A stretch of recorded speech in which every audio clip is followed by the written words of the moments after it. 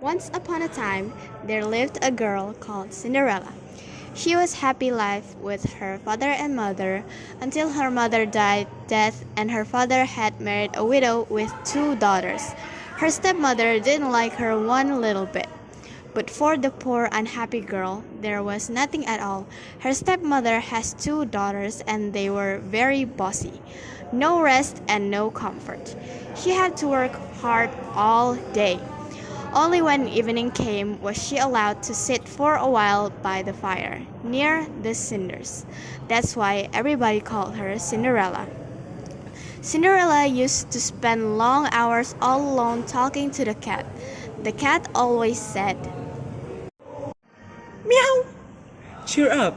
You have something neither of your stepsister has, and that is beauty. It was quite true.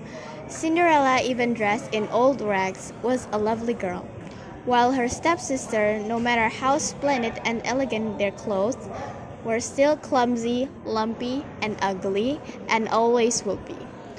One day, beautiful new dresses arrived at the house.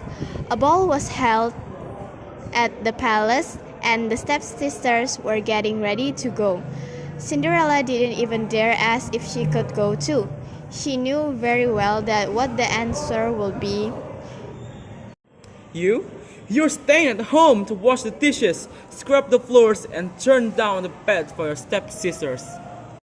Cinderella sighed, "Oh dear, I'm so unhappy." Suddenly, something amazing happened. As Cinderella was sitting all alone, there was a burst of light and a fairy appeared. I know you won't love to go to the ball, and so you shall. "How can I dress in rags?" Cinderella replied. The fairy smiled. With a flick of her magic wand, Cinderella found herself wearing the most beautiful dress she had ever seen. You shall go to the ball, Cinderella. But remember, you must leave at midnight. That is when my spell ends. Cinderella said, "Yes, I understand." Cinderella had a wonderful time at the ball until she heard the first stroke of midnight. She remembered what the fairy said, and without a word of goodbye, she slipped from the prince's arm and ran down the steps.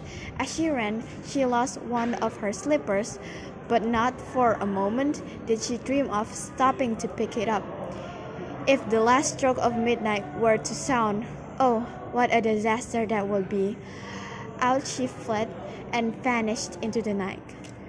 The prince, who was now madly in love with her, picked up the slippers and said to his minister, Go and search everywhere for the girl whose foot this slipper fits.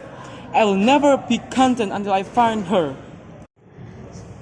So the minister tried the slipper on the foot of every girl in the land until only Cinderella was left. Suddenly, the fairy appeared and waved her magic wand. In a flash, Cinderella appeared in a splendid dress shining with youth and beauty. Her stepmother and stepsisters gasped at her in amazement. And the minister said, Come with us, Cinderella. The prince is waiting for you. So Cinderella married the prince and lived happily ever after. The end.